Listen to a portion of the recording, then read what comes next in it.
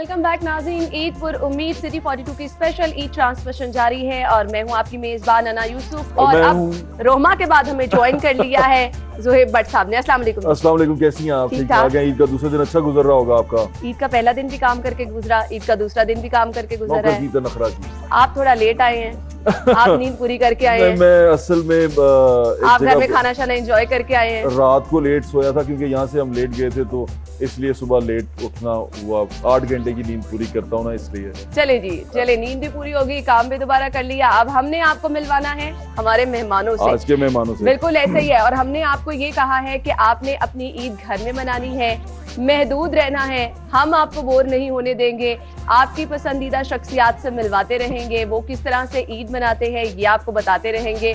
और अभी हमें ज्वाइन किया है जिन मेहमानों ने, उनका तारुफ मैं आपके साथ कराना चाहूंगी। इस वक्त हमारे साथ मौजूद है सिटी 42 के सीनियर रिपोर्टर राव दिलशाद हुसैन साहब। अस्सलाम वालेकुम राव साहब, ईद मुबारक। राव साहब प्यारे लग रहे हैं आज। बहुत शुक्रिया। और उनके साथ तशरीफ फरमा है जिनको आप देखते ही रहते थे सिटी 42 की टेलीविजन स्क्रीन पर, माशाल्लाह हमने खासा एक्टिव देखा, साबिक mayor Lahore colonel retired Mubashir Javed साहब। अस्सलाम वालेकुम। सर ईद मुबारक। और अभी भी माशाल्लाह स्क्रीन पे नजर आते हैं। मैं तो इनको आज भी मेयर कहता हूँ, ये आज भी मेयर है। कानूनी तरीके से देखा जाए तो ये आज भी लाहौर शहर के मेयर है, मैं मानता हूँ। जिस तरह से कानूनी तरीके से आज तक रफीक तारड़ साहब सदर हैं। देखा आप, कानून के साथ चलना चाहिए, कानूनी तरीके से ये मेयर है। जब खून मारा जाता है तो फिर कानूनी तरीके को ही मानना पड़ता है, लेकिन चूंकि रविश नहीं है ये हमारे यहाँ, थोड़ी सूरत हाल मुख्तलिफ है, इसलिए बहरहाल दिलों के मेयर तो हैं, दिलों के में। Oh my lordship. और लाहौरिये तो वाकई आपको जिस तरह से देखते थे बहुत खुश नजर आते थे। दिलों के वज़ीर आज़म थे ना, वो बोर्ड पे लिखा होता था, पता कौन? बिल्कुल बिल्कुल बिल्कुल। दिलों के मेयर। तीनों का शुक्रिया अदा कर दूं, अना भट्ट साहब, राव, और अल्हम्दुलिल्लाह I am proud of the fact कि सिटी 42 ने जिस तरह मुझे एज अ सर्विंग मेयर इज्जत दी, उसी तरह आज एज अ सिटिंग मेयर इन्होंने इज्जत दी है। और आप लोगों का मैं हमेशा से इंतहाई मशहूर हूँ। लाहौरियों ने आपसे मोहब्बत ही बहुत की। बहुत शुक्रिया। अब आ जाए, आपने ईद मुबारक बोला, माजरत आपने गौर किया होगा कि मैंने आपको इन रिस्पॉन्स ईद मुबारक नहीं कहा। जी जी। ईद एक मजहबी फरीजा है और खुशियों का दिन है। हम रमज़ान के ख़त्म होने पर इसकी भरपूर तरीके से खुशी मनाते हैं, अजीज़ों कारब से मिलते हैं, सोशल जो रस्म व रवाज हैं वो भी बड़े अच्छे हो गए हुए हैं। बट फैक्ट रिमेंस कि हम कोरोना से अभी उठे भी नहीं थे, बल्कि उसमें और मज़ीद जा रहे हैं, क्योंकि मुल्क के वज़ीर आज़म ने ट्रेनें खोल दी, जहाज़ खोल दिए, सारा कुछ हो गया, जबकि दुनिया में अभी इतना ज़्यादा की फिक्र है, आज़ादी, और उनको दिहाड़ीदार की फिक्र तो थी। जहाज जो गिरा है वो खुद भी दिहाड़ीदार, बदकिस्मती देखें 2016 में दिहाड़ीदार ही है ना, तो इसलिए 2016 में फिक्र नहीं थी जब। राव साहब मैं एक जुमला पूरा कर लूँ। जो जहाज गिरा है इसकी मैक्सिमम कैपेसिटी 180 है और इसमें 91 पैसेंजर्स थे, 8 क्रू के थे। अभी देखें उसमें सिवाय 2 खुशकिस्मत लोगों के सारे अल्लाह को प्यारे हो गए। अभी आप ये देखें कि इन 91 के पीछे कितनी फैमिलीज होंगी और कितने लोग हैं जो मुतासिर 42 की फैमिली का बहुत नुकसान। वो देखें आप, इतने बड़े नाम अल्लाह को प्यारे हो गए। मैं ये पूछता हूँ कि आज मैं जो सोगवार हूँ, जो शहर लाहौर सोगवार बैठा है, जो पूरा पाकिस्तान सोगवार बैठा है, क्या ज़रूरत थी ट्रेनें और जहाज़ हाफ कैपेसिटी पर चलाने की? आपने खुद खबर ये बार बार नशर की है। तो बहरहाल इसके ऊपर ज़्यादा बात नहीं करूँगा। यही होगा कि जी चूँकि मेयर PMLN का है तो इसलिए सियासत शुरू कर दी है। दुआ करें अल्लाह ताला हमारे हादसा था, कौमी हादसा था, ये कौमी हादसा, सारे इसमें दुख में आपके साथ अल्लाह ताला से दुआ करें कि ये जो हमारे हुक्मरान है ये नाखुन लें होश के, जोश और चीप पॉपुलैरिटी में ना जाएं। ये इतना बड़ा नुकसान है जहाज का कि आप इमेजिन करें कि इनके साथ कितनी फैमिलीज, बिल्कुल, और इंटरनेशनली रेटिंग कितनी लो हुई है कि पिछले 10 साल में इंडिया का एक जहाज गिरता है, कमर्शियल फ्लाइट, चाइना की एक गिरती है, बांग्लादेश की कोई नहीं गिरती, श्रीलंका की कोई नहीं गिरती, और पाकिस्तान के 4 जहाज।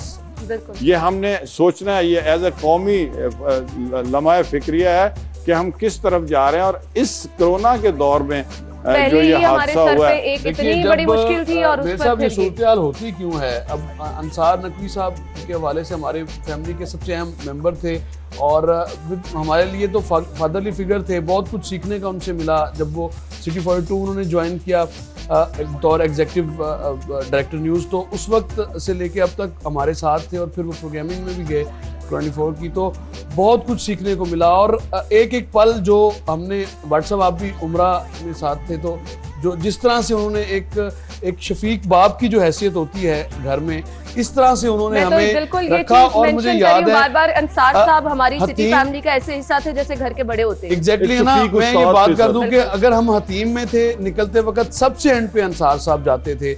इसी तरह से अगर हम किसी भी जगह पे बच्चों की तरह ख्याल रखते थे, और एग्जैक्टली बच्चों की तरह, और एक एक शख्स की, हमारे जो लोग थे, अब देखिए 100 के करीब हम लोग थे, तो 100 लोगों को एक एक करके काउंट करना और फिर उनका ख्याल रखना और फिर इसी तरह से रिस्पॉन्ड करना कि जी सब कुछ क्लियर है, अब मैं भी आ रहा हूँ। तो इस तरह की सूरत हाल थी। ऐसी शख्सियत मैं किस तरह से बयान कर सकते हैं कि इस ईद पे कोरोना वायरस की वजह से बहुत ज़्यादा इश्यूज थे, महदूद थी सारी चीज़ें, अफसरदा थे लोग, लाहौर शहर के हर इलाके में कोई ना कोई कैजुअल्टी हो रही है। और अब हमें इस हादसे ने जिस तरह से रखा है, इस हादसे के बाद तो अब जो बात है, ये सूरत हाल आती क्यों है ना। मेयर साहब ने कहा कि इंडिया की ये रेशो थी, बांग्लादेश की ये थी, चाइना जो श्रीलंका है उसकी ये रेशो थी। ये सूरत हाल आती क्यों है? ये सूरत हाल इसलिए आती है जब सिविल एविएशन का मिनिस्टर कोरोना पे बात कर रहा हो, जब सिविल एविएशन का मिनिस्टर आटा और चीनी पे बात कर रहा हो, जब सिविल एविएशन का मिनिस्टर जोड़ तोड़ पे मसरूफ हो, जब आपकी रेलवे के इंसिडेंट्स की बात कर लें तो तमाम तर सियासी गुफ्तगू तो होती है रेलवे की कारकर्दगी, रेलवे के इंसिडेंट्स को रोकने के हवाले से मिनिस्टर साहब की जो कारकर्दगी है वो आपके सामने है। पर तोल रहे थे कि किसी तरह से उनको भी इजाजत मिल जाए और ट्रेन ऑपरेशन बहाल हो जाए। अब ट्रेन ऑपरेशन आपने बहाल करवा लिया, क्या तीर मार लेंगे आप? अगर आधी कैपेसिटी पे अगर आप चला लेंगे तो आप तो एक्सपेंडिचर्स भी पूरे नहीं कर सकते। तो इस तरह की सूरत हाल है। बट साहब जब हमारी तवज्जो लोग हमें देख रहे हैं, एग्जैक्टली, जब अफसोस के साथ ये कहना पड़ता है ये कहूंगा कि इसमें 5 पाक फौज के नौजवान ऑफिसर शहीद हुए हैं, एक मेजर साहब कंप्लीट फैमिली, एक कैप्टन, 3 सेकंड लेफ्टिनेंट और lieutenant. Heads of to the army और इन अफसरों की फैमिली और दूसरों का जहां हमने तस्करा किया सबका, उसी के साथ साथ पाक फौज के इन जवानों का भी हम तस्करा करते चलें।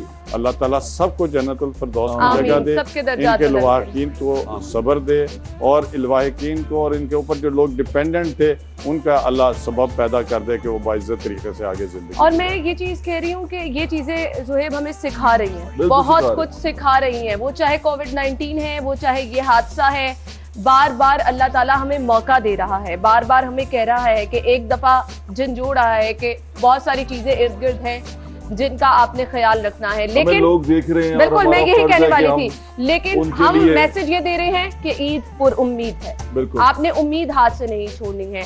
खैर, आज के हमारी ट्रांसमिशन का जो थीम है मैं उसकी तरफ आना चाहूंगी। कर्नल साहब, मैं आपसे ये जानना चाह रही हूँ, हम कह रहे हैं ईद पुर उम्मीद है, उम्मीद का दामन हाथ से नहीं छोड़ना चाहिए। हम मैसेज लोगों को ये दे रहे हैं कि आपने कोविड-19 की वजह से अपनी ईद उस तरह से नहीं मनानी जिस तरह से हम मनाते रहे हैं, अपने प्यारों के घर नहीं जाना, वो गेट टुगेदर सेलिब्रेशन जो कि खास तौर पर लाहौरियों का एक खासा होती है, उसके बगैर ईद मनाना कैसा लगता है?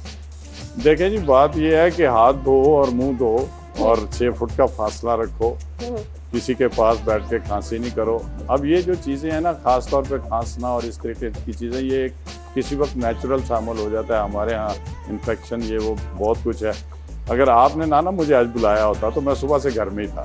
सही। और हमें ये एहतियात करनी चाहिए। बिल्कुल। और घर में भी हम जैसे जो लोग हैं 50 तो मैं नहीं खैर इतना मानता, खास तौर पे 60 से ऊपर जो है ना, ये अपने आप को जरा बच्चों से परे रखें, नौजवानों से परे रखें, क्योंकि नौजवान जो है वो रेजिस्ट कर सकते हैं इस तरह का जो हमला होता है, ये जरासीम वगैरह का। हम लोगों के साथ एक आध लग गया तो हम गए। तो ये सारा एक मैसेज इस ईद पे जाना चाहिए और इस उम्मीद के साथ, जैसे आपने फरमाया है कि आने वाला कल और आने वाले महीने और आने वाले साल इन बीमारियों से अल्लाह ना सिर्फ हमें महफूज रखे बल्कि पूरी कायनात को महफूज रखे। और इन बीमारियों से जो आज नुकसान हो रहे हैं, अब आप देखें यूनाइटेड स्टेट्स ऑफ अमेरिका, पूरा यूरोप, चाइना, हमारा खिता जो है वो अल्हम्दुलिल्लाह उस रेट पे नहीं है डेथ वगैरह, मगर फिर भी दुआ वो करनी इसलिए नहीं है चाहिए मेरे कि साहब कि अल्लाह आपकी ताला, टेस्ट की कैपेसिटी नहीं है। हाँ अल्लाह ताला आप आज सबको, टेस्ट नहीं वो ठीक कह रहे हैं उसकी। देखें राव साहब, ये आज अगर ना, ना, टेस्ट ना, भट्ट मेरी साहब बात को सुनो, दे तो भट्ट साहब केसेस को तुसी गल सुन लो, भट्ट साहब ने मेरे दिल दी आवाज हाँ कह वो दी, ये है जरा कि सुन टेस्ट कैपेसिटी अगर ना भी हो तो अगर कोई बीमार होगा ना तो वो लाजमी हॉस्पिटल की तरफ Obviously, और भागेगा। अब इसका तो मतलब लोग जो हैं वो रेजिस्ट भी कर रहे हैं, और अल्लाह का शुक्र है कि हमारे खित्ते में अल्लाह ताला की बड़ी रहमत ये है कि उस blessing तरह है, नहीं बहुत, हुआ। बिल्कुल नहीं ये- भट्ट साहब, ये- मैं आपकी इस लॉजिक से इत्तेफाक नहीं करता। नहीं उस तरह देखिए राव साहब को फिर परेशानी होगी, आप भी डॉक्टर पे मैं जाएंगे। गुजरा हूँ, मैं इस सूरत हाल से गुजरा हूँ। मैं मेरे बड़े क्लोज रिलेटिव से, और किसी ने चेक ही नहीं किया उनको। पॉजिटिव नेगेटिव हुए थे। मेरा तो 2 दफा नेगेटिव हो चुका है अल्हम्दुलिल्लाह। और आपने अगर पॉजिटिव करवाना है- नेगेटिव मैं वैसे बता वैसे रहा हूँ आप कि- उसमें मैं बता- ट्रस्ट ना कीजिए नेगेटिव पॉजिटिव पर, आप नहीं, आप ठीक एहतियात कह रहे हैं। करें बस, आप ठीक- आप बिल्कुल, एहतियात ठीक कह रहे करें। हैं। आप ठीक कह रहे हैं। और भट्ट साहब, नाले issue मेरी क्या गल है? सुनो, नाले मेरी लाहौर गल शहर- सुनो, लाहौर शहर में जो शानदार रोज ये उबाल टच वायरस है।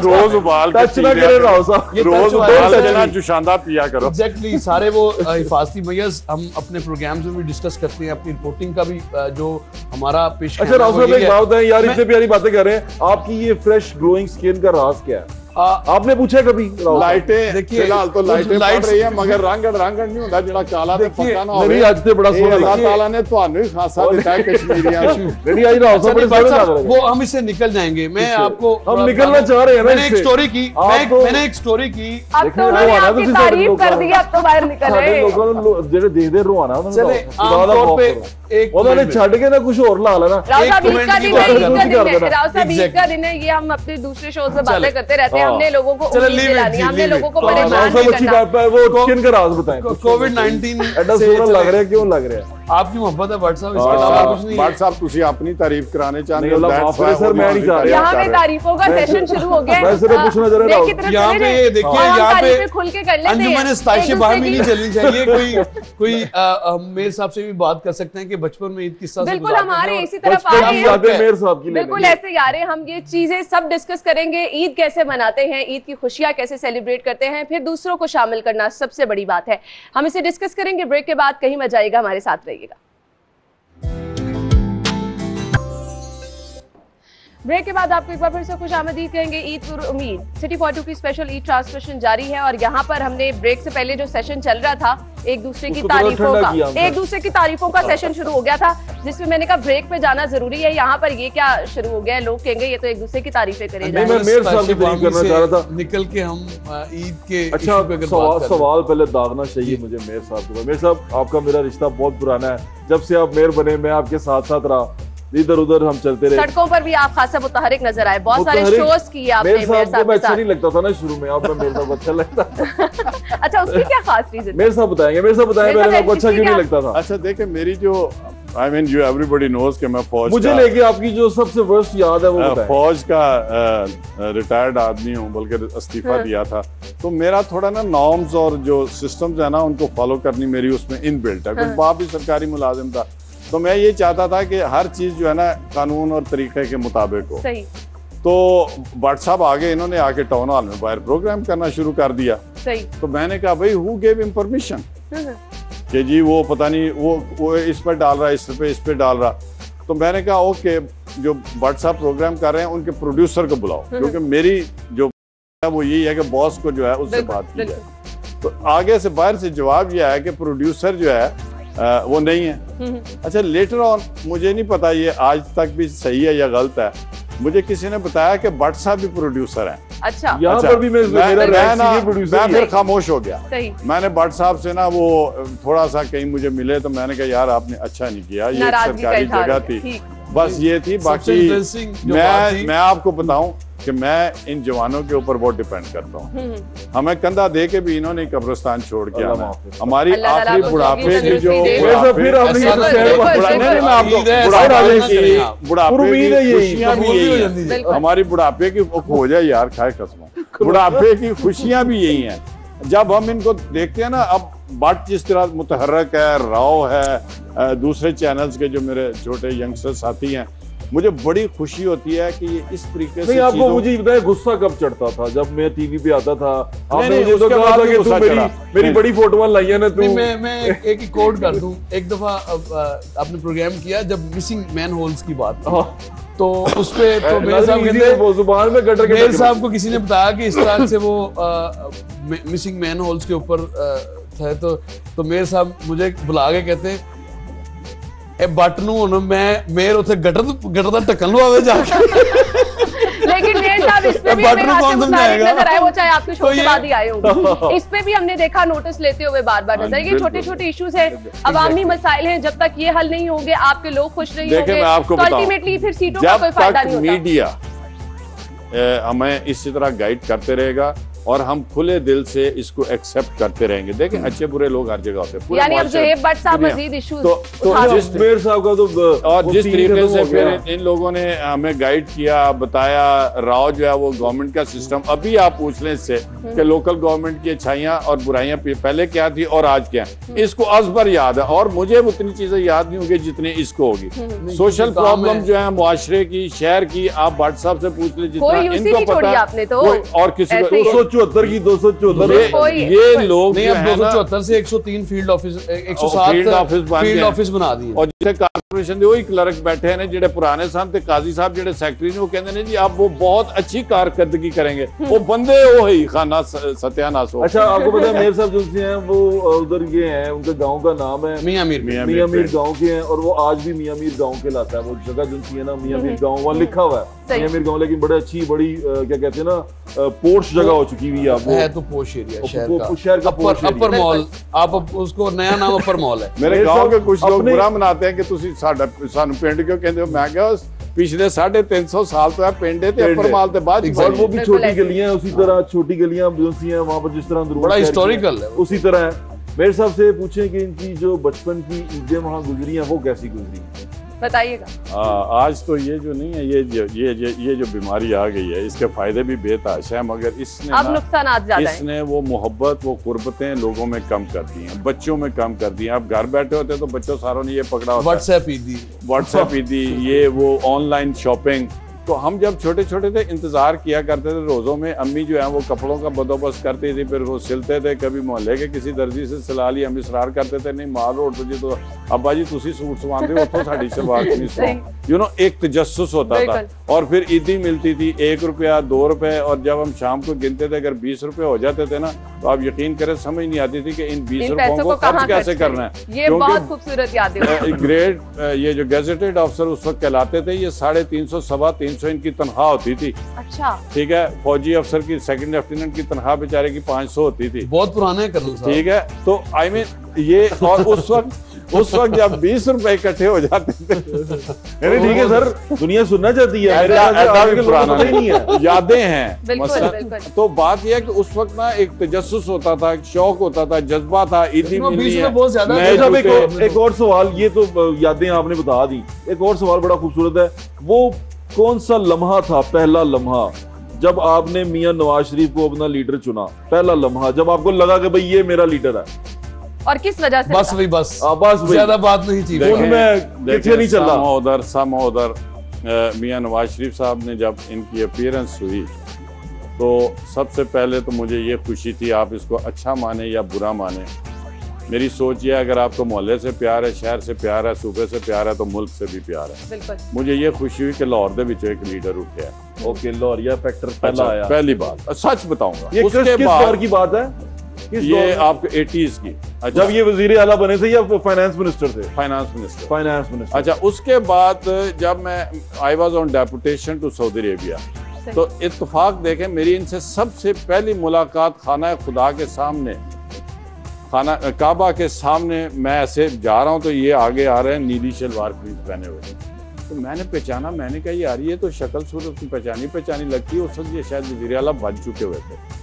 मैं आगे बढ़ के इनसे कहा कि सर मैं का नाम मेजर मुबशर हूँ और यहाँ पर डेपुटेशन हूँ। ये बंदे ने मुझे गले लगाया, जफ्फी डाली और मेरा हाल वाल पूछा। हमारी पहली मुलाकात ये खाना काबा में होती है। सही। कुदरत खुदा की उससे अगले साल भी मैं डेपुटेशन पे था तो मैं मदीना में था। तो इन्होंने फिर मैंने इनको देखा तो मुझे कहते हैं हम पहले भी कहीं मिल चुके हैं। मैंने कहा सर मैं बड़ा खुशकिस्मत हूँ कि मैं आपको पहले खाना काबा के सामने मिला और आज मैं अल्लाह के नबी के रोज़े के सामने आपको मिल रहा हूँ। सही। वो जो एक एफिलिएशन थी वो डेवलप होती गई और इन्होंने जिस प्यार से मेरे साथ बात की, और उस वक्त सऊदी अरेबिया में एक इलेक्शन था इधर मनसहरे की तरफ, सही। तो ये पार्टी में बहुत सरगर्म हो चुके थे, लीड कर रहे थे, और मुस्लिम लीग जो है वो पता नहीं कितने सालों के बाद इनके उसमें सदारत में आप कहें या चेयरमैनशिप या लीडर के तौर पे इकट्ठी हुई।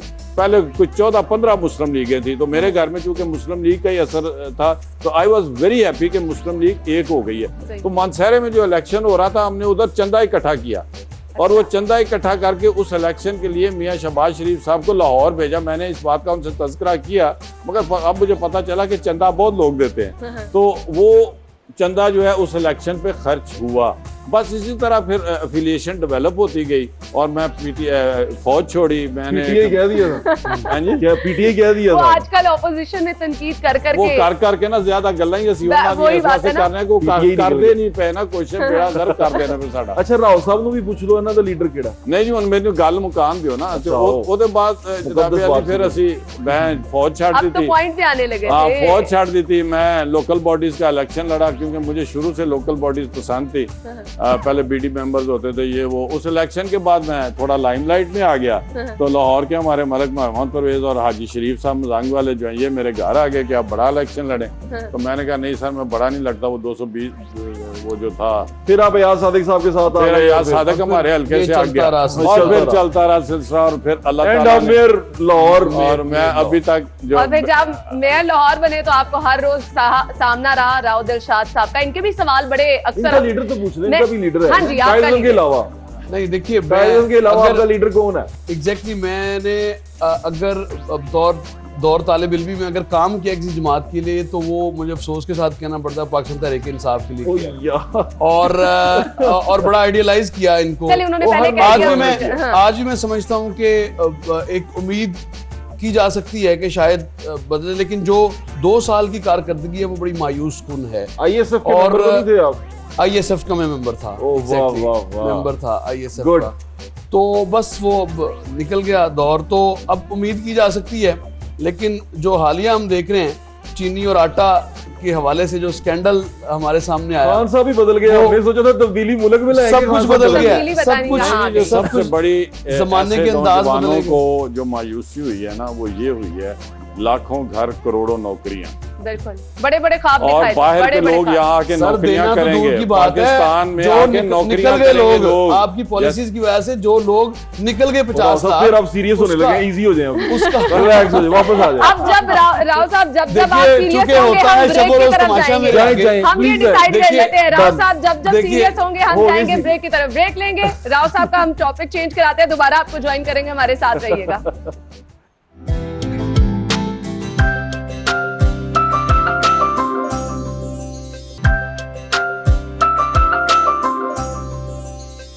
ईद फॉर उम्मीद city 40 rupees special Eid transmission जारी है। आपको एक बार फिर से खुश आमदीद कहेंगे। मेहमानों से तो बहुत सारे सवालात करें। अब मैं सवाल शुरू कर रही हूँ ज़ुहैब साहब से।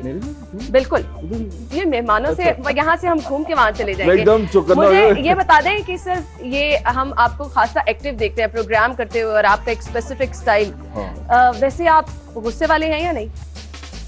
पहले मैं बता देता हूँ, गुस्सा हो या ना हो, जो व्हाट्सएप स्क्रीन पे आने ने तो अंजे लगता है हट जाओ पीछे बैठा है। और ये खास तौर पे आपके जो प्रोग्राम के प्रोमो बनते हैं ना, असल में मुझे लगता है कि चैट में शेयर होते हैं। अब व्हाट्सएप से पूछ ले, नहीं तो राव फिर टेक ओवर कर लेगा। हाँ, गुस्सा कितना आता है? गुस्सा आता है, बहुत शदीद गुस्सा आता है, गुस्से का बहुत तेज हूँ, लेकिन जितनी तेजी से गुस्सा आता है उतनी तेजी से चला भी जाता है। अच्छा, ऐसे लोग जो होते हैं वो दिल में बात नहीं रखते। हाँ, ये कह सकते हैं, मैं अपने बारे में तो नहीं कहूँगा, लेकिन मेरे दोस्त मेरे बारे में ही कहते हैं कि दिल में नहीं रखता। और अगर लड़ाई हो भी जाए किसी से, तो मेरा ये होता है कि सॉरी करने की बजाय करने के बाद चल यार छड़ जब भी पाला हो, ये स्टाइल मिलता है। बिल्कुल बिल्कुल। चलो चलिए, आप बताएं गुस्सा कितना आता है? देखिए, जब राव पे कितनी दफा आया ये बताइए। जब भी बहुत दफा होगा, मैं वही कह रही हूं। बहुत गुस्सा है। जब भी कोई थोड़ी सी चीज सिस्टम से हट के होगी ना, थोड़ी सी भी, तो एकदम ना अंदर का फौजी जाग जाता है। वो फौजी कह लें या बचपन से जो है अर्ज तरबियत जो है फौज की है वो, मगर उसके बाद उतनी ही तेजी से वो चीजें ठंडी हो जाती हैं, because we have to move forward. अगर हमेशा गुस्से में रहेंगे, ना इंडिविजुअल अफराद आगे जाते हैं, ना कौमें आगे जाती हैं। ये अच्छी अप्रोच है, पॉजिटिव अप्रोच। फौरी तौर पे उसको खत्म करके, और हमारे हदीस में भी यह गुस्सा हराम है, वो इसीलिए ना नबी करीम सल्लल्लाहु अलैहि वसल्लम ने अगर फरमाया तो उसका तो कोई तोड़ नहीं है उस बात का। तो इसलिए भट्ट साहब भी कोशिश करते हैं। आप वैसे ये पहले से काफी सॉफ्ट हो गए, मेरे इनके साथ काफी प्रोग्राम आप अब पावर में नहीं ना रहे।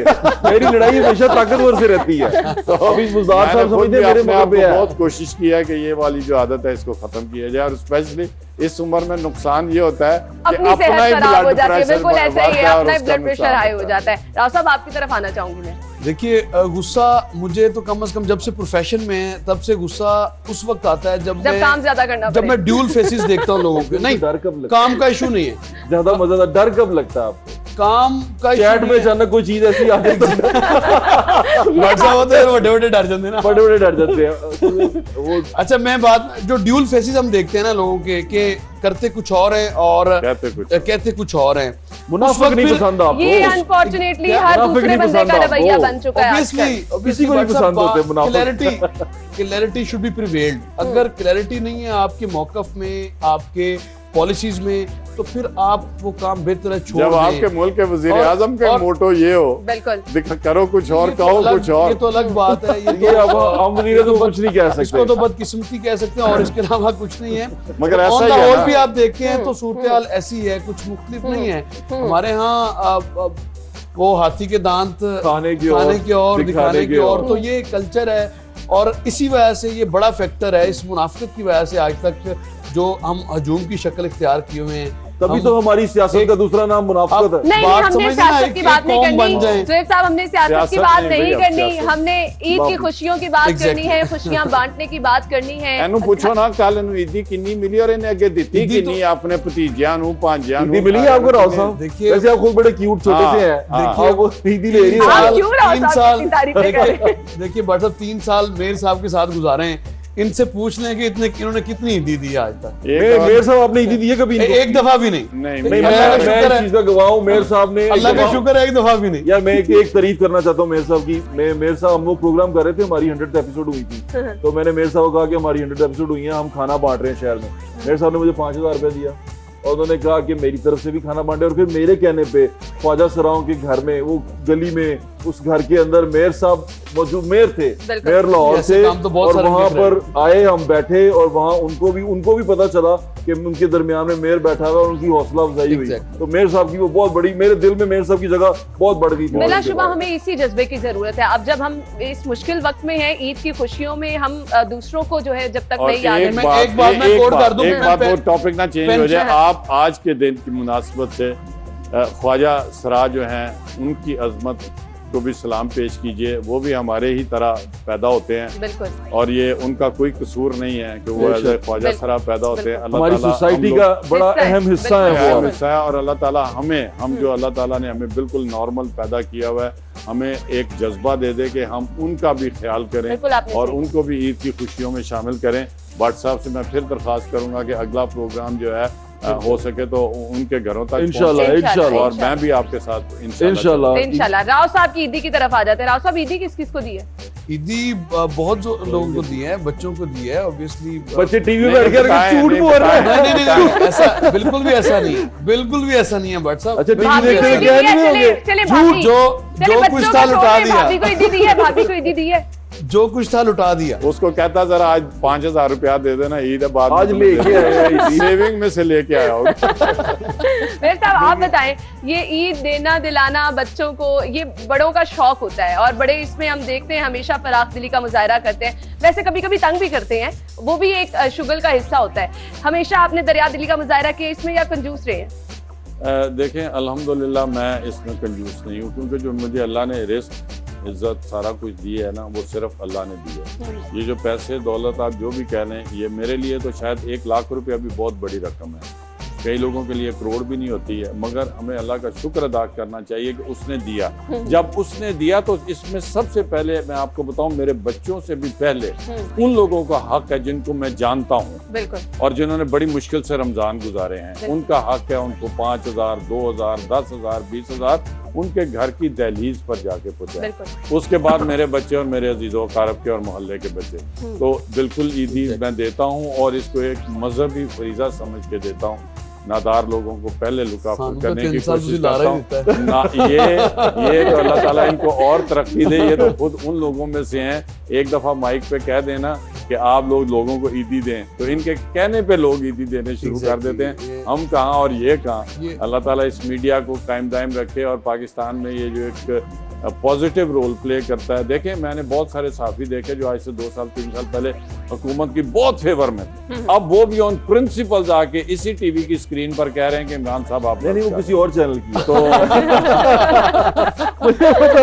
नहीं, मैंने मीडिया का आपसे अच्छा किया। तो बिल्कुल ईद की खुशियों में हमें उन लोगों को शरीक करना चाहिए। ईद का दिन है, लेकिन और ये दुआ करें, मैसेज चाहूंगी, छोटा सा मैसेज ईद के हवाले से क्या देखने वालों को देना चाहेंगे?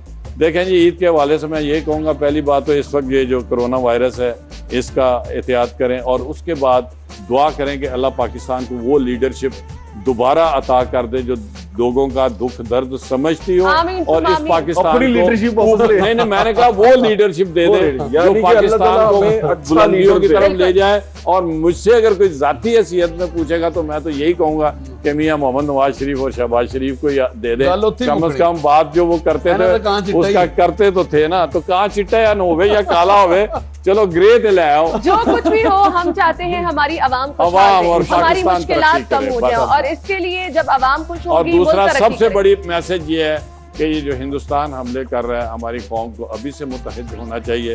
ये जो कश्मीर में छेड़छाड़ हो रही है, मुसलमानों के ऊपर जो ज्यादतियाँ हो रही हैं, पाकिस्तानी कौम को ख़ास तौर पर मुत्तहिद होना चाहिए और उसको बताना चाहिए कि हम एक हैं। कर्नल साहब, बिल्कुल आपने सही कहा। अगर इस वक्त में भी हम मुत्तहिद नहीं होंगे तो पता नहीं हम किस चीज का इंतजार कर रहे हैं। यही वो वक्त है, हम सबको मिलजुल कर एक दूसरे का ख्याल भी रखना है, मुत्तहिद भी होना है, अपने मुल्क के बारे में सोचना है। थैंक यू सो मच, बहुत बहुत शुक्रिया आपके वक्त के लिए। राव साहब, आपका भी बहुत शुक्रिया। ज़ुहैब हमारे साथ इस ट्रांसमिशन का हिस्सा बने रहेंगे। हमारे मेहमान हमारे मेहमान ज्वाइन करते रहेंगे और आपकी मुलाकात कराते रहेंगे, बातें भी करते रहेंगे आपसे। कहीं मत जाइएगा, देखते रहिए ईद पर उम्मीद।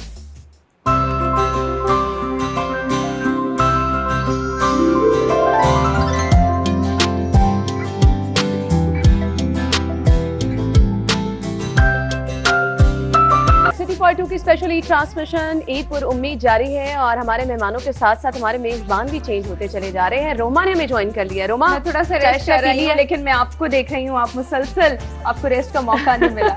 नहीं, लेकिन आप फिर भी बहुत एक्टिव लग रही हैं। अल्हम्दुलिल्लाह, अल्हम्दुलिल्लाह। हमने ये नाजिम से अपने वादा किया है, ये कहा है कि हमने आपको बोर नहीं होने देना। तो हमने अब वाकई आपको बोर नहीं होने देना। हमने यहाँ पे मौजूद रहना है, आपकी पसंदीदा शख्सियात से, शहर लाहौर की बाइख्तियार शख्सियात से आपकी मुलाकात करवाते रहना है और आपको बताना है कि ये लोग किस तरह से ईद मनाते हैं, ताकि आपकी ईद बोर भी ना हो और जिन लोगों के बारे में आप जानना चाहते हैं उनके बारे में आप जानते ही रहे। रोमा से तो मैं डिफरेंट सवाल पूछती रहती हूँ, बार बार आज भी पूछूंगी, अभी भी पूछूंगी, इस सेगमेंट में भी पूछूंगी। और मेहमान जो हमारे हैं उनका तारुफ जरूर मैं अभी आपसे कराना चाहूंगी। इस वक्त हमारे साथ मेहमान जिन्होंने हमें ज्वाइन किया है उनके बारे में मैं आपको बताती चलूं। सबसे पहले डॉक्टर अमजद साकिब साहब का मैं आपसे तारुफ करवाना चाहूंगी। बिलाशुबा किसी तारुफ के मोहताज नहीं है। और उसके साथ साथ इरफान इकबाल शेख, जिनको आप खासे मुतहरिक देखते रहेंगे ईद वाले स्पेल से पहले। वो मुतहरिक क्यों देखते रहे, मुस्कुरा रहे हैं, वो वजह उनमें भी बहुत अच्छी तरह से पता है। खैर, हम इसमें बात करेंगे। डॉक्टर साहब, ईद मुबारक, क्या हाल चाल है? जी, बहुत बहुत ईद मुबारक आपको, इरफान साहब को, सबको। इरफान साहब, आपको भी बहुत बहुत ईद मुबारक। सबको ईद मुबारक जी, पूरे पाकिस्तान के लोगों को ईद मुबारक। मैं समझता हूँ कि ईद एक ऐसा ओकेजन है जिसको जो मुसलमानों में सबसे बड़ा ओकेजन माना जाता है। और ये ईद उल फितर ख़ास तौर पे, इसमें तो एक लोगों को एक पूरे महीने की इबादत के बाद जब आपको ये कहते हैं कि एक इनाम मिलता है, तो वो ईद का दिन है। बिल्कुल ऐसे ही तो ये नबी पाक सल्लल्लाहु अलैहि वसल्लम ने भी यही कहा है और हमारा भी ये देखा है। मैंने भी जब से पैदा हुआ ये देख रहा हूँ कि ईद उल फितर सबसे बड़ा इवेंट है। बिल्कुल, आपने यकीनी तौर पर सबसे बड़ा इवेंट तो है, लेकिन इस दफ़ा इरफान साहब ईद थोड़ी मुख्तलिफ है। जो हमारी पहली ईदें गुजर चुकी हैं, जो हम देखते आए हैं, बचपन से देखते आए हैं, बड़ी खुशगवार ईदें होती हैं। इस दफ़ा कोरोना वायरस था, फिर एक अफसोसनाक वाक़या भी हुआ, ये क्रैश था। आपने इस दफ़ा ईद का जो पहला दिन था वो किस तरह से सेलिब्रेट किया? देखिए जी, ईद सच्ची बात है, मैं तो ईद से पहले भी लोगों से ये कहता रहा हूँ कि इस बार ईद सादगी से मनाएं, क्योंकि ईद इस कोविड-19 में और फिर उसके बाद ये एक फिदाई हादसा हो गया और इसके बाद तो ईद उस तरह से मनानी चाहिए, बनती नहीं। और मैं वैसे भी समझता हूँ कि इन हालात में आप अपने तमाम जो गरीब लोग हैं, जो तमाम हमारे अवाम, हमारे दोस्त भाई हैं जो मुसलमान हैं, उन सब के साथ ईद बनाए, उनकी खुशियों की, आपने उनको अपनी गरीब खुशियों बहन में भाइयों शामिल की करें। बात की है। डॉक्टर अमजद साकिब का नाम पेश होता है, अखुवत फाउंडेशन के फाउंडर हैं, जहां पर ख्याल ही गरीबों का रखा जाता है, बात ही गरीबों की जाती है, राशन तकसीम करना हो, उनका हर तरह से ख्याल रखना हो। इस मुश्किल वक्त में भी अखुवत फाउंडेशन ने अपना ये सिलसिला जारी रखा। बहुत बड़ी जिम्मेदारी होती है ये। अल्हम्दुलिल्लाह। तो मुझे बताएं किस तरह से ये सब चीजें, ये जिम्मेदारियां बढ़ जाती हैं। इतने मुश्किल वक्त में तो जिम्मेदारी बहुत बढ़ गई होगी आपकी। जी नेचुरली देखें, एक है कोरोना 19, तो एक गुर्बत का कोरोना भी है बिल्कुल जो मुस्तकिल हमारी कौम को लाहक है। बिल्कुल। तो हम समझते हैं कि जब तक इस मुस्तकिल कोरोना का इलाज नहीं होगा, खुशियाँ नहीं आएंगी। ऐसे ही ईद की खुशियाँ बिल्कुल दुरुस्त है, खुशी का मौका है, त्यौहार है, लेकिन आप देखें कैसे खुश रह सकते हैं अगर आप जा रहे हैं और आपको कोई ऐसा चेहरा मिलता है जिसके ऊपर फटे हुए कपड़े हैं, जिसका पाँव में जूता नहीं है, जो परेशान हाल है, और वो झिझकते हुए कभी हाथ फैलाता है, कभी पीछे कर लेता है, कभी उसको उसकी इज़्ज़त नफ्स खींचती है, कभी उसको उसकी भूख अपना हाथ फैलाने पे मजबूर करती है। तो ये इस लार्जर कॉन्टेक्स्ट में देखें तो जब तक हम इस मुल्क से गुर्बत, महरूमी और अफलास को ख़त्म नहीं करेंगे, सच्ची ईद आप मैं बयानदारी से कह रहा हूँ नहीं आएंगे हम। ठीक है, ज़िंदगी है, इसको बिताना है, आगे बढ़ना है, इसमें गम भी हैं, खुशियाँ भी हैं, दुख भी हैं, महरूमियाँ भी हैं, और सुख की एक कैफियत भी हमेशा रहती है। तो इस दफ़ा और ज़्यादा ये कोरोना ऊपर से आ गया, गुर्बत के कोरोना के ऊपर ये कोरोना वायरस आ गया, लोगों के कारोबार बंद हो गए। वो तो इरफान साहब का शुक्रिया कि इन्होंने लोगों को भी समझाया, ग्राहकों को भी समझाया, दुकानदारों को भी मैं समझाया। इरफान साहब से शिकवा करने वाली हूँ, क्योंकि मैंने प्रोग्राम में इरफान साहब को कहा था नहीं, कि इनसे ये शिकवा तो होगा नहीं और है, वो शिकवा हुआ। तो लोगों से हुआ ना। देखिए वो बात अभी यह भी है, हो रहा है। ये हमारी कौम में अगर हमें समझ बूझ की कमी है या जहालत है या अपनी फ़राइज़ को हम खुद नहीं पहचानते। अब इरफान साहब ने किसी एक शख्स को, हुकूमत ने किसी एक शख्स को जाके ये तो नहीं बताना कि भाई अब तुम्हारी ज़िंदगी का मसला है, तुमने मास्क पहनना है। ये तो एक हमें खुद से ये एहसास होना चाहिए। इकॉनमी को स्टैंड स्टिल भी तो नहीं किया जा सकता, गरीब आदमी के कारोबार को भी तो बंद नहीं किया जा सकता। तो सारी चीज़ें अगर इकट्ठी चलती हैं फिर ही हम आगे डॉक्टर साहब, बढ़ते हैं। इस सब के बाद मुझे ये लगता है हमारा एक मसला नहीं, हमारे मसले ही बहुत ज्यादा हैं। हम किस से निपटेंगे? हमने सोचा कि कोविड-19 से हमने निपटना है, हमने लॉकडाउन कर दिया, हमने दुकानें बंद कर दी, उसके बाद जो मसले जन्म लेने लगे। मेरा ख्याल है अना, यहाँ पर मैं एक चीज मेंशन करना चाहूंगी कि अगर इरफान साहब पहला लॉकडाउन हमारा इतना स्ट्रिक्ट हो जाता, कर्फ्यू नुमा, तो शायद आज हम ये नौबत ना देखते। हमारे यहाँ कोई एक भी लॉकडाउन उतना भरपूर नहीं हुआ जितनी हमें जरूरत मैं है। आपकी बात की तयद करता हूँ कि पहले 21 डेज हमें कर्फ्यू लगाना चाहिए था ताकि वो हो जाता। देखिए, लेकिन इसमें गवर्नमेंट भी उसको हम आप सारा कसूर नहीं डाल सकते, क्योंकि गवर्नमेंट ने जितना काम करना था गवर्नमेंट ने किया। यहाँ पे अब जब आपके लोग अपनी मोटरसाइकिल पे 4-4 बच्चे बैठा के मार्केट में निकल पड़े और हर औरत अपना सामान लेने की निकल मैं वही पड़ेगी। कहने वाली थी, आपका ये फैसला था दुकानें खुलनी चाहिए, और फिर जब दुकानें खुलने की मंजरकशी आपने देखी तो कभी ये सोचा, एकदम दिल से ख्याल आया कि ये क्या हो गया? मैं आपको बताता हूँ, बिल्कुल आप ठीक कहते हैं, बिल्कुल दिल को जाके लगेगी कि ये हो क्या रहा है। असल में हुआ क्या, मैं बताता हूँ। हमारे यहाँ लाहौर में, ख़ास तौर पे लाहौरियों का मैं ये कहता हूँ, बाकी तो वैसे सारे पाकिस्तान में ही हुआ है, लेकिन लाहौर में एक प्लाजा खुल जाता है तो उसको देखने के लिए पूरा लाहौर उस पर उमड़ पड़ता है। उसको देखने के लिए 7 दिन वहाँ पे खचाखच रश रहता है। तो ये तो 51 डेज का लॉकडाउन हुआ था। लॉकडाउन के बाद लोग निकले थे और फिर आपने हफ्ते में 4 दिन आपने काम के रखे थे, 3 दिन आपने बंद रखे। आपने पहले तो उसको हाफ कर दिया, फिर आपने टाइमिंग भी 50% कम कर दी। तो मुझे बताएं, लोग तो यहाँ पे सारी रात जागते हैं रमजान में, सुबह उठते हैं 1 बजे और 2 से लेके 5 बजे तक रश की इंतहा होती है। तो ये बेसिकली मैं समझता हूँ कि इसमें थोड़ी सी हमारी ये भी रही है, इसमें टाइमिंग को भी थोड़ा सा ज़्यादा देना चाहिए था। और नंबर 2, या फिर आप अगर टाइमिंग नहीं बढ़ा सकते थे तो फिर हफ्ते में 7 दिन इसको खोलते ताकि चीज़ें उस तरह से एकदम पैनिक ना हो, लोग निकले थे। लोगों के पास टाइम भी थोड़ा, फिर आपके पास ये भी डर इस चीज़ का कि कल को लग ना जाए। जैसे गवर्नर साहब ने भी बयान दे दिया है, उन्होंने कह दी कि हो सकता है उसके बाद फिर हम दोबारा इसको पूरी तरह से कर्फ्यू लगाएं। तो मैं समझता हूँ इन बातों से और रश ज़्यादा थोड़ा सा हो गया। लेकिन इरफान साहब, यहाँ पर मुझे ऐसे लगता है कि ये जो 9 से 5 एक फिक्स टाइम कर दिया जाता है, ये ज्यादा रश क्रिएट करता है क्योंकि लोगों के पास वो कम टाइम होता है और ज्यादा लोग जाना चाहते हैं। अगर हफ्ते में 4 दिन बाजार खुले रहेंगे उसका कोई फायदा नहीं है कि वो 4 दिन में इतना रश हो जाएगा कि शायद अगर वो डिवाइड हो जाता 7 दिनों पे तो वो कम होता। तो ये आपकी जानिब से कोई ऐसी रिकमेंडेशन नहीं जाती? मैंने तो कहा था जी कि इसको कम से कम आखिरी 3 दिन के लिए 24 आवर्स 7 डेज इसको खोले, ताकि ये जो है ना मसला हमारा ये रहे ही ना। ये रश को कैटर करने के लिए, रश को कंट्रोल करने के लिए ये हमें करना चाहिए था। सच्ची बात है, कलेक्टिव बिहेवियर होते हैं। डॉक्टर साहब आप मेरी बात से एग्री करेंगे? तो हम मिलजुल कर बतौर माशरा, बतौर हम इंसानी रवैये अगर देखें तो हम सब लोगों ने मिलकर अपना अपना किरदार अदा किया है। खैर मैं ये कह सकती हूँ मैंने इस दफा शॉपिंग नहीं किया। डॉक्टर साहब आपने शॉपिंग की है? नहीं, मैं तो पहले भी कभी नहीं की, इस दफा भी नहीं की। तो फिर आपकी शॉपिंग कौन करता है, मुझे ये बताएं ना। आपने खुद कभी? मेरी बेगम करती है। ये आप तो ब्लेस्ड हैं, आपको तो घर बैठे सारा कुछ मिल जाता है, आपको शॉपिंग करने की जरूरत ही नहीं पड़ती। लेकिन आपने भरपूर हिमायत की, तो अपने लिए ईद पे कुछ नया बनाया? नहीं, सच्ची बात है कि इस बार मैंने भी नहीं बनाया, क्योंकि मेरा दिल ही इस बार जो है ना इस पे रजामंद नहीं है कि मैं नए कपड़े बनाऊं या नया कुछ करूं।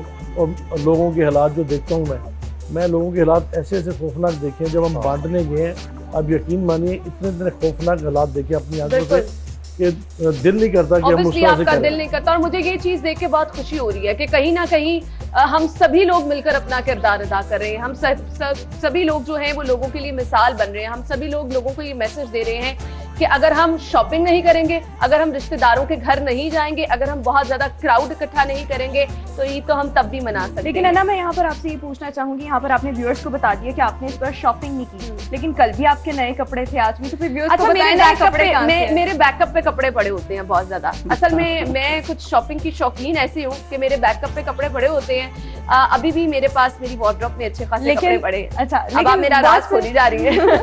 नहीं, लेकिन बहुत से लोग, हम बाहर भी जाते हैं, लोग बड़ा एक्साइटेड होके पूछते हैं, अच्छा आप लोगों का मेकअप ऑफिस नहीं होता है, मेकअप आर्टिस्ट होते हैं, अच्छा कपड़े स्पॉन्सर्स आते हैं, तो फिर आप बताएं ना कि हमें कपड़े स्पॉन्सर्स भी आ जाते हैं। और हमारी क्योंकि जॉब का हिस्सा ये चीजें होती हैं, इसीलिए हम साथ साथ खुद भी, शौक का कोई मूल नहीं होता, मेरा शौक है मैं ये काम करती हूं। वैसे भी लेडीज को एग्जाम्प्ट करना चाहिए, क्योंकि लेडीज ने सच के संवरना होता है, तो ये उनका एक अपना हक भी है। तो मैं समझता हूँ ऐसे मौकों पे होना भी चाहिए।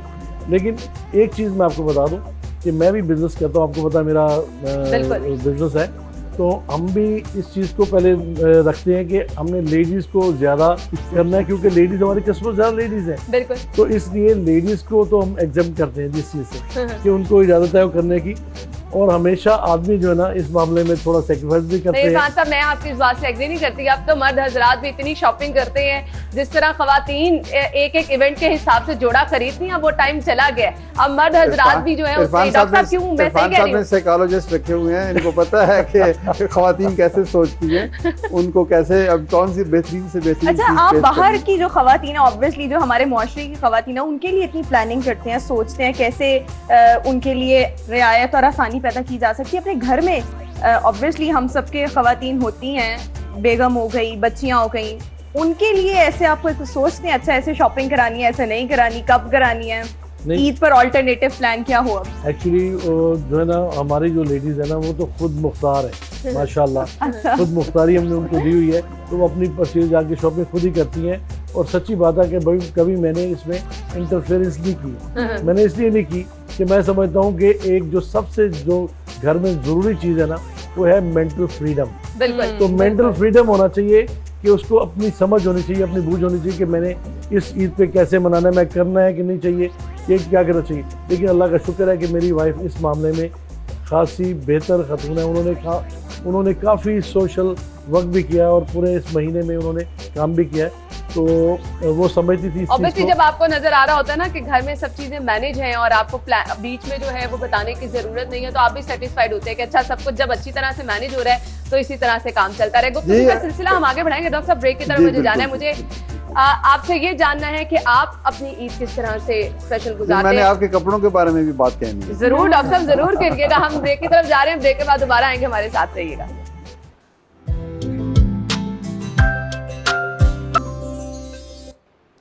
ब्रेक के बाद आपको एक बार फिर से खुशामदीद कहेंगे। ईद पर उम्मीद में हमारे साथ हमारे मेहमान मौजूद हैं और ईद किस तरह से सेलिब्रेट की जाती है। डॉक्टर साहब मैं आपकी तरफ आने वाली हूँ। जी, मैं कपड़ों की बात हो रही थी। देखें, अखुवत ने ना एक बहुत बड़ा क्लोज बैंक बनाया हुआ है। सही।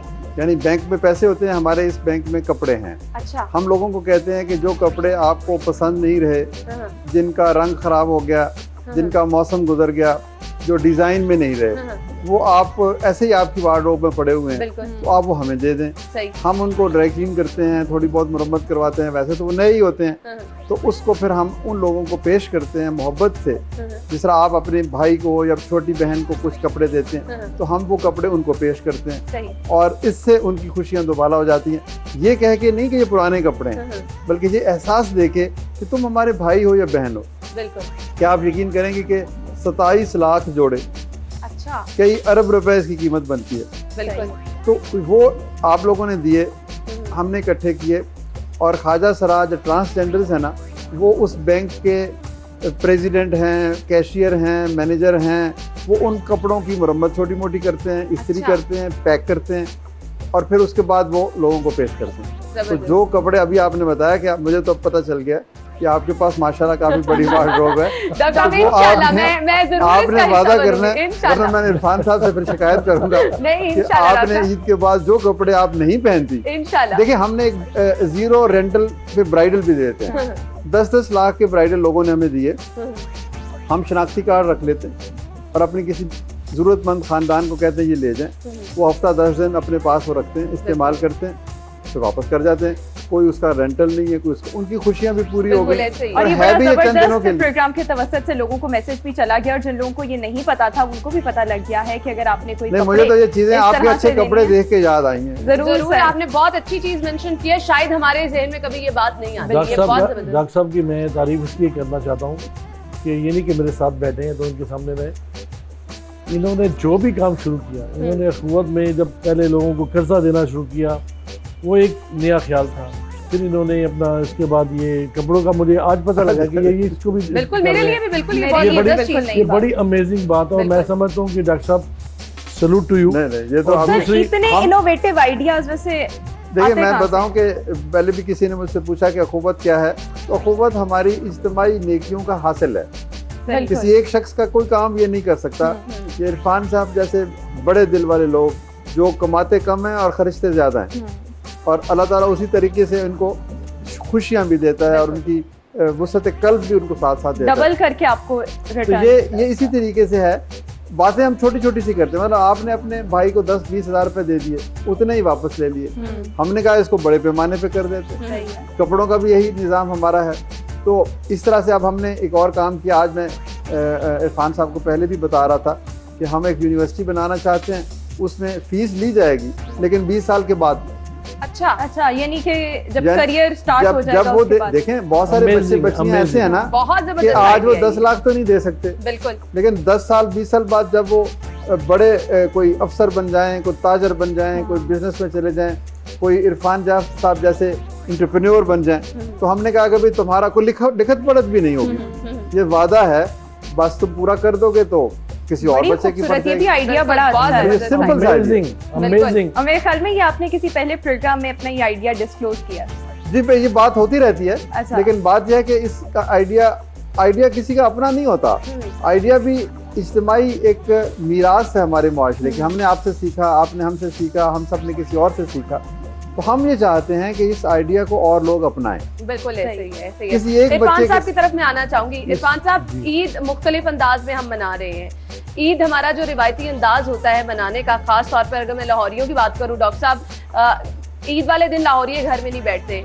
सुबह होती है, नमाज ईद से काम शुरू होता है और रात तक और फिर लेट नाइट तक ये सिलसिला चलता रहता है। आप अपने रिश्तेदारों के घरों में आ जा रहे हैं, मिठाइयाँ, केक्स, हर जगह। हमारे घर तो रखने की जगह नहीं अक्सर मिल रही होती। इस तरह से लोग आते हैं, मिलने जुलने वाले, आपके प्यारे, आपका रिश्तेदार।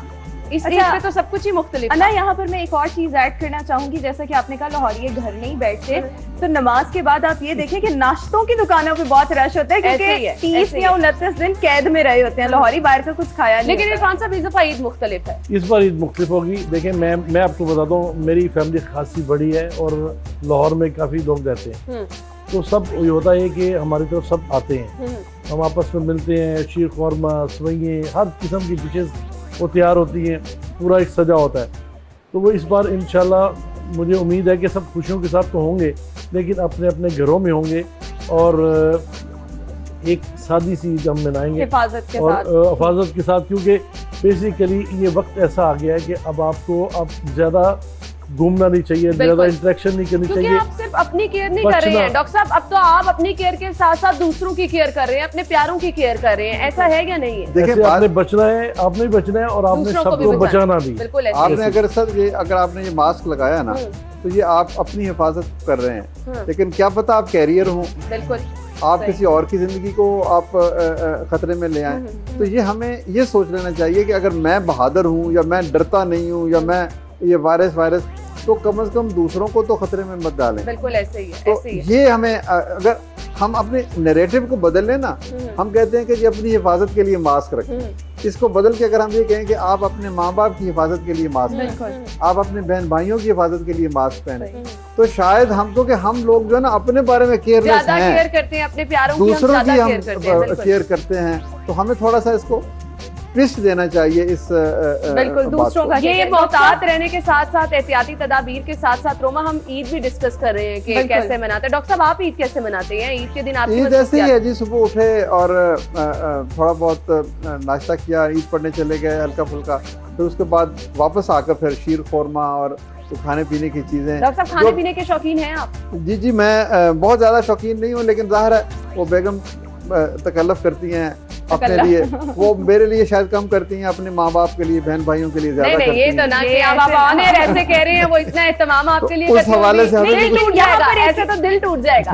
ये भी एक चीज होती है कि नॉर्मली घर वालों के लिए और हस्बैंड के लिए तो इस्तेमाल किया ही जाता है, लेकिन ईद वो त्योहार है जब आपके बहन भाइयों ने, रिश्तेदारों ने मिलने आते हैं। ये अगर आप मुझे कहने की इजाजत दें, मैंने तो राज इरफान साहब से सीखा है, इन्होंने तारीफ पहले कर दी घर की, तो अब ये यही खुशी का बायस है। तो लेकिन बात यह कि नहीं, आपकी फरमाइशी खाना नहीं बनता जो आपने कह दिया कि शायद आपके लिए नहीं बनता तो है, लेकिन हमें पता है किसके लिए बनता है। लेकिन आप डर नहीं रहे कि आपने अभी घर भी जाना है?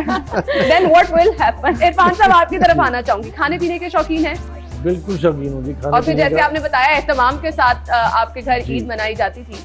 इसमें एक्चुअली ये है कि खाने पीने के, मेरा अपना ख्याल है कि जो भी लाहौर का रहने वाला है, जिसका लाहौर के साथ ताल्लुक है, वो खाने पीने का शौकीन ना हो मैं नहीं मानता, पॉसिबल नहीं, तो पॉसिबल ही नहीं है।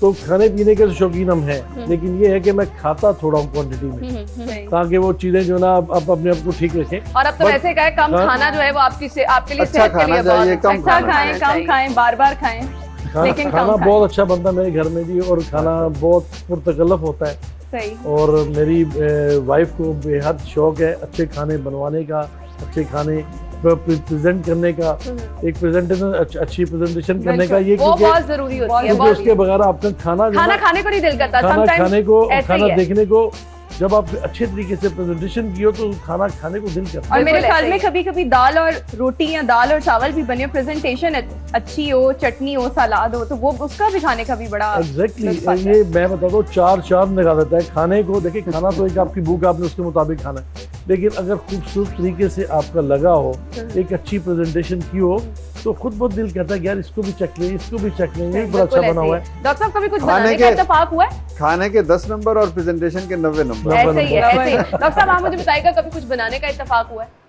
जी नहीं, चाय बना लेते हैं, बड़ी अच्छी बनाते हैं, और कोई शिकंजबीन बना लेते हैं, पानी शानी बना लेते हैं। खाना किसके लिए बनाते हैं? अच्छा बनाते हैं तो किसके लिए बनाते हैं? वो तो अपने लिए बनाते हैं। अपने लिए बनाते हैं। इरफान साहब आप बताइएगा कभी कुछ बनाने का इत्तेफाक? मैंने सच्ची बात है, मैंने कभी कुछ नहीं बनाया। सही सही। मैंने कभी कुछ नहीं, मैं सिर्फ बनाया नहीं, सवाए पॉपकॉर्न के, जो मैं पॉपकॉर्न कभी ले जाता हूँ ओवन में आपके बन जाते हैं। सही सही। बाकी टोटल जो ना वो स्टाफ है, अल्लाह का शुक्र है, चीजें अच्छे तरीके से मैनेज हुई हुई है। और फिर मेरी वाइफ, कि आप खाना बनाने के शौकीन नहीं है ना आप? लेकिन खाना खाने के शौकीन। ये बनाने से मुझे याद आ रहा है, वो लतीफा एक पंजाबी का है, अगर आप कहते हैं तो, अनवर मसूद साहब का बड़ा मशहूर। उन्होंने कहा कि वो मैं बैठा हुआ था तो वो मेरी बेटी या बहू आई, उसने कहा कि अब्बा जी थानू आंडा बना दें, तो वो कहते मैंने कहा नहीं पुत्र, मैं बंदा ही ठीक है। लेकिन इस मौका पर मैं अनवर मसूद साहब को याद करना चाहूँगा। पिछले दिनों उनकी अहलिया का इंतकाल हो गया, अल्लाह ताला उनकी मग़फ़िरत करे।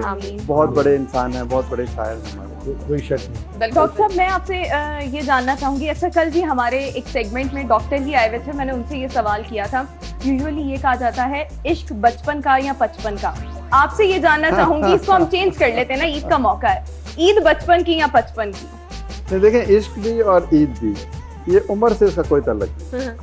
ये बचपन में भी होता है और बुढ़ापे में भी होती है और बुढ़ापे में भी होता है। सही, एंजॉय यानी कि बंदा बचपन में भी करता है, बचपन में भी करता है, ये दिल की खुशी इसमें है। मैं थोड़ा सा इस तरह से कहता हूँ कि ये जो अपना बचपन और बचपन जो है ना, इसको आप छोड़ें, ये दिल के साथ ताल्लुक है इसका। बिल्कुल ऐसे ही। इसका ताल्लुक आपके दिल के साथ है और ये किसी वक्त भी वो कहते हैं ना, कहीं भी हो दिल सकता है। होना चाहिए जवान, उम्र चुकी रखे। अगर ब्रेक का काम मुझे जा रहा है, ब्रेक लेंगे, ब्रेक के बाद हम दोबारा आएंगे, हमारे साथ रहिएगा।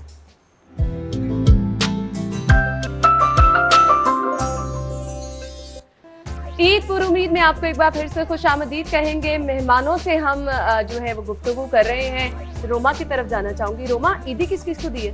ईदी मैंने अपने नेफ्यू को दिया है। मेरी बहन के बच्चे जो मेरे भांजे और भांजी हैं वो तो ऑस्ट्रेलिया में होते हैं, लेकिन घर में जो 2 बच्चे हैं मेरे भाई के, उनको दिया है। लेकिन उनको देके खुशी तो बहुत होती है, लेकिन मैंने आपको शायद पहले भी बताया, मुझे ईद लेने की बहुत एक्साइटमेंट होती है। हाँ, ये तो एक खुशी है। और जब आपको ईद मिलती है आप बहुत ज्यादा खुश हो जाते हैं। ईद पे बहुत सारे लोग इंतजार इस चीज का करते हैं। इरफान साहब, ईदी देने में आप कंजूसी तो नहीं करते? नहीं, बिल्कुल नहीं है। और अल्लाह का शुक्र ये है कि मेरे पास सारे मेरे नेफ्यूज, मेरी नीस सब मेरे घर में आते हैं। अच्छा, माशाल्लाह। ईद के दिन हमने बुलाया होता है। हम ईद के दिन फंक्शन भी करते हैं, वैसे नॉर्मली के खाना खाना सब मिलजुल के बैठने का इस बार जो है ना, यहाँ पर एक ये भी इरफान साहब रिवायत होती है, जो घर का जो बड़ा होता है या जो बड़े भाई होते हैं, या ये हर फैमिली की एक रिवायत होती है कि सबने उधर जाना है या अपने पेरेंट्स की तरफ जाना है, वहाँ सब बहन भाई इकट्ठे। तो मुझे लगता है आप घर के बड़े हैं, आप ये रोल प्ले करते हैं। मैं घर का बड़ा नहीं हूँ, लेकिन एक्चुअली मेरे साथ ये था कि मेरी वालदा मेरे साथ रहती थी। सही, अच्छा, सही, तो मेरी सही, वालदा सही। जब, अब तो खैर वो 2015 में उनकी वफात हो गई, वो चली गई। वो लेकिन ये वो घर जो है ना वो बन गया हुआ है बिल्कुल। कि इस घर में आना ये सबका है। लेकिन अल्लाह का शुक्र है, हमारे यहाँ सारे भाई आपस में अपने घरों में सब कुछ करते हैं, सब कुछ होता है, एक अच्छा मिलना है। और जो सबसे बड़ी बात मैं यहाँ पे कहना चाहता हूँ आपके इसमें, कि खुदा के लिए पैसों के लिए अपने रिश्ते ना छोड़ो। पैसों के लिए अपने रिश्ते ना छोड़ो, पैसे के पीछे लड़ाइयाँ ना करो। ये चंद दिनों की बात और होती है। अभी डॉक्टर साहब कुछ ऐसे वाकयात हुए हैं कोविड-19 को लेकर, और फिर कुछ अनफॉर्चुनेट, जैसे ये तैयारा हादसा हुआ, हमें बहुत सारी चीजें सिखाती हैं। ये वाकयात हमें बता देते हैं कि जिंदगी के असल मायने क्या हैं, अगर हम कुछ सीखना चाहें। बिल्कुल, इसमें तो कोई शक नहीं है। लेकिन वो भी कुछ लोग कहते हैं कि तारीख का सबसे बड़ा सबक यह है कि इंसान तारीख से कुछ नहीं सीखता। बिल्कुल। तो जिंदगी का भी शायद यही सबक है सबसे बड़ा, कि सब कुछ हमारे सामने हो रहा होता है। अब देखें, लोगों को वसीयत लिखने के भी मौका नहीं मिला। किसने सोचा था इतने फूल जैसे लोग जहाज में बैठे हैं और फिर राख हो जाएंगे? किसी के ज़हनों में, वहमो गुमान में भी नहीं था। तो ये है चीज़ सोचने वाली कि ये एक पल लगता है इंसान को। तो जो इरफान साहब कह रहे हैं, रिश्तों का तकद्दस, रिश्तों का मोहब्बत, सिर्फ इसलिए कि चंद पैसे या कोई और रंजिश या कोई और किसी किस्म की किसी ने बात कह दी तो हमने दिल पे ले ली, तो ये रिश्ते जो हैं ये सबसे सुप्रीम है, ये बुलंद है। अगर हम समझें ये छोटी सी जिंदगी में खुशियां ही खुशियां हो सकती हैं। अगर हम अपने भाइयों को देखें, वो मैं तो कहता हूँ कि ये भी एक मुबारकबाद के मुस्तहक हैं कि इतने बहन भाई इकट्ठे आ जाते हैं। अल्लाह करे ये इनकी, मेरे ख्याल में अल्लाह की ब्लेसिंग होती है, ये हर कोई नहीं कर सकता, ये अल्लाह की तरफ से इनाम है आप पर। मैं आपको एक बात बताऊं कि लोगों को ना छोटी छोटी बातों को दरगुजर करना। बिल्कुल, हम दरगुजर नहीं करते, हम हर छोटी सी बात को पकड़ के बैठ जाते हैं, जिसकी वजह से ये प्रॉब्लम ज्यादा बढ़ जाती है। बातें दिलों में रखने लग जाते हैं ना, मोहब्बतें आपकी खत्म होना शुरू हो जाती है। मोहब्बत की बात की, डॉक्टर साहब मुझे ये बताइएगा, ईद कार्ड का बड़ा ट्रेंड होता था, मोहब्बत का इजहार करने का। कुछ ईद कार्ड आप सबके सामने देते थे, कुछ ईद कार्ड आप छुप के देते थे।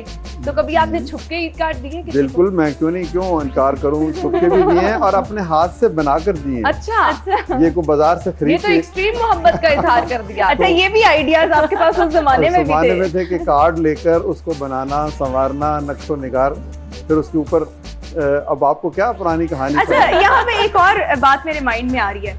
कोई बड़ी इंटरेस्टिंग लाइन, कोई शेर आपने ईद कार्ड पर लिखा क्योंकि होता है, ये रिवायत डब्बे में होती थी, डब्बा, शेर डब्बे में लिखा- शेर केक, लिखे इस जाते तरह थे। वाले कोई शेर आपने शेर लिखा? हम कोई डब्बे नहीं, वाले नहीं डॉक्टर होते साहब ने थे। बहुत संजीदा शेर ये बड़े लिखे। संजीदा डॉक्टर साहब होते ने हैं। बचपन में जो तमहीद बांधी है ना कि खुद से कार्ड बनाना, स्पेशल कार्ड बनाना, फिर शेर भी स्पेशल होंगे। डॉक्टर साहब लेकिन याद एक है? टाइम बचपन में जब हम होते हैं या टीन एज में, तो तब हम सब ऐसे करते हैं मेरे ख्याल में। आप हंस रहे हैं, मुझे लगता है आप ऐसे लिखते हैं। नहीं, मैंने बता दो ना कि इस पे नॉर्मली उस पे लिखा होता था ईद आई खुशियां लाई। बिल्कुल। एक तो ये एक बड़ा उस पे लिखा होता, एक वो डब्बे पे डब्बा, ये बड़ा ये तो common बड़ा है, एक हाँ। अपना पुराना उस जमाने में चलता था। कुछ लोग बड़े अशार लिख के भेजते थे, जी बिल्कुल। बड़े बड़े मजेदार किस्म के, बिल्कुल बिल्कुल। और वो उनको पढ़ के बड़ा मजा आता था। डॉक्टर साहब, मुझे एंडिंग की तरफ जाना है। बिलाशुबा आप बहुत जबरदस्त काम कर रहे हैं और अपनी मिसाल आप है। अखुवत, जिस तरह से लोगों का ख्याल रखा जाता है, मुश्किल वक्त में अब हमें सभी को जरूरत है, ना सिर्फ अखुवत को बल्कि हम सब लोग यहाँ पे जो बैठ रहे हैं, जो हमारे नाजरीन देख रहे हैं, सबको अब आगे निकलना है, बढ़ चढ़कर इस काम में हिस्सा लेना है, क्योंकि हमें नहीं पता हमने इस मुश्किल से कब बाहर निकलना है। अल्लाह ताला हम पर रहम फरमाए, हम जल्द इस मुश्किल वक्त से निकलें। मैसेज क्या देना चाहेंगे? मैसेज यही है, देखिए सेल्फ डिसिप्लिन से ज़िंदगी का आगाज़ होता है। आप अपने आप को मुनज़्ज़म करें, वक़्त पे उठें, वक़्त पे काम करें, मेहनत करें, आगे बढ़ें।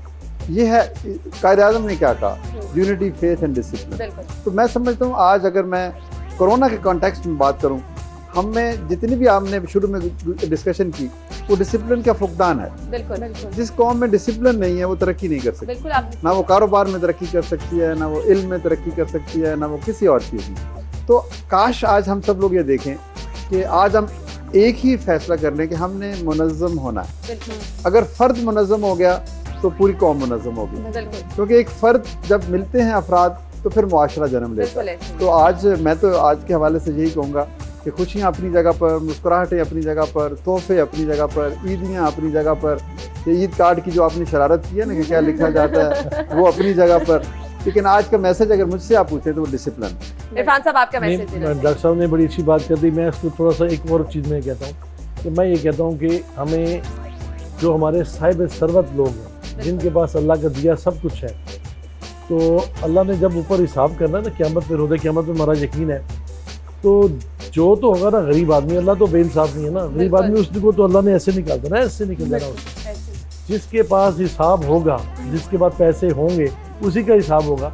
तो जो साहिब सरवत लोग हैं उनका हिसाब होना है, तो अपने पैसों को खुदा के लिए अल्लाह की राह पे खर्च करें। बिल्कुल और एक बात और कि अपने जो बच्चे हैं उनको अच्छा इंसान बनाएं। बिल्कुल। जब वो अच्छा इंसान होगा तो अच्छा बेटा भी होगा, अच्छा दामाद भी होगा, अच्छा खावंद भी होगा, अच्छा बाप भी बनेगा, बिल्कुल तो इस सोसाइटी के लिए भी अच्छा होगा। बिल्कुल। तो अपने बच्चों को अच्छा इंसान बनाएं, उनको समझाएं कि किस तरह से आप इंसानियत को किस तरह से देके चलना है। तो ये और हमारी यही वो चीजें इरफान साहब, हमारी दीन और दुनिया दोनों चीजें समझ जाती हैं। तरबियत आपकी बहुत ज्यादा मैटर करती है। जब हम गिले शिकवे करते हैं, बहुत सारी रीजंस बताते हैं, उसके पीछे हमें एक ही चीज नजर आती है और वो होती है आपकी तरबियत, कि आपने अपने बच्चों की तरबियत कैसे। अच्छा, जैसा कि आपने कहा ना कि माल निकालें और इस तरह, तो हमारे यहाँ लोगों को लगता है शायद जो कुछ लोग की सोच ऐसी है कि हम अगर ये देंगे तो शायद कमी हो जाएगी। मेरे ख्याल में कमी वो नहीं आपके पास होती। डबल ट्रिपल ऐसा ही है। और देने कुछ से- तरीकों से देने- ना वापस बांटेंगे आता है। उतनी बरकत डलती इजाफा जाएगी। देने से इजाफा होता है, ये बिल्कुल तो ऐसे ही। तजर्बे की बात है, और वो करने की कहते हैं बात। कि जिस चीज की कमी हो ना उसको बांटना शुरू कर दो। आप और हम यकीन भी- मानिए कि मैं अपनी बात करता हूँ, मैंने अपनी ज़िंदगी में देखा है कि जब से मैंने मुनज़्ज़म तरीके से, अच्छे तरीके से अल्लाह की राह में खर्च करना शुरू किया, मैं मल्टीप्लाई हुआ। बिल्कुल आप यकीन मानिए, मैं इसको बिल्कुल आपके तवज्जो से अपनी पूरी आवाम को भी ये कहना चाहता हूँ कि खुदा के लिए अपनी ज़कात पूरी निकालो, आपके सदक़ात करो, अपने खिरात करो।